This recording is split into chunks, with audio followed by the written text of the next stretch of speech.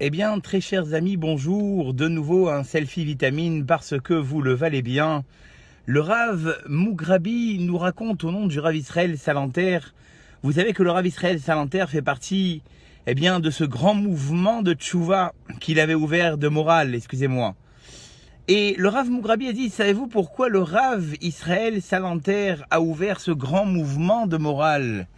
Eh bien, il a ouvert à la suite d'une histoire. Dans la ville du Rav Israël Salanter vivaient deux amis qui les deux avaient pour métier d'être cordonniers. Et chacun s'entendait pour le meilleur des mondes. Ils travaillaient ensemble, se donnaient des clients. Jusqu'au jour où un des cordonniers va hériter d'une fortune énorme qui, du jour au lendemain, va changer sa vie de bout en bout. Il va immédiatement vendre son petit fonds de commerce, de cordonnerie, et va vivre une vie tout à fait différente.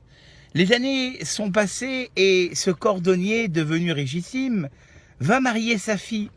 Et le jour du mariage, raconte le Rav Israël Salanter, il invita tous les gens de la ville, parmi eux, l'autre cordonnier qui, lui, n'avait pas eu ce mazal, n'avait pas eu cette destinée de devenir riche, était resté un simple cordonnier.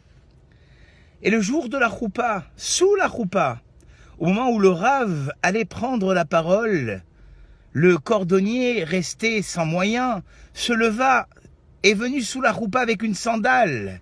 Et il s'adressa au nouveau richissime cordonnier, son ami, et il dit, dis-moi, pour réparer une sandale, combien est-ce que tu prends? Et le richissime de répondre, mais comment oses-tu? Et ces dernières paroles lui provoquèrent une douleur énorme à la poitrine, jusqu'à qu'il s'effondra en criant de nouveau, comment oses-tu? Et malheureusement, ce fut ses derniers mots. Et le Rav Israël Salanter, à la suite de cette histoire terrible, décida d'ouvrir le mouvement de morale.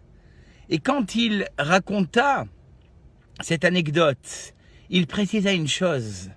Je n'ai pas ouvert ce mouvement de morale par rapport à cette personne, ce rachat, ce mécréant qui a fait honte à son ami publiquement. Lui, il aura sa peine. Pour qui j'ai ouvert? Pour cette personne qui, à la suite de cet affront qu'il a eu, est décédé.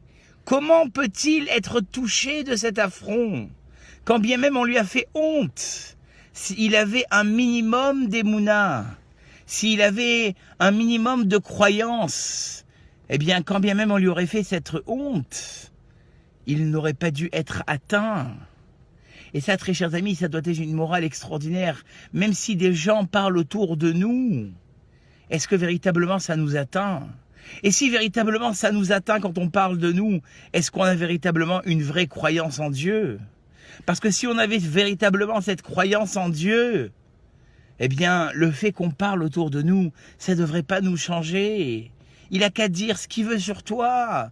De toute façon, toi, tu vis ta vie, tu as ta confiance en Dieu, tu avanceras. Elle a qu'à dire ce qu'elle veut sur toi. Tu as qu'à entendre parler de toi de n'importe quel endroit. Toi, tu as ta confiance en Hachem. Tu avances dans ton chemin et personne ne peut t'arrêter, personne ne peut t'attendre. À réfléchir, très chers amis. Et je vous dis à très très bientôt pour un nouveau selfie vitamine.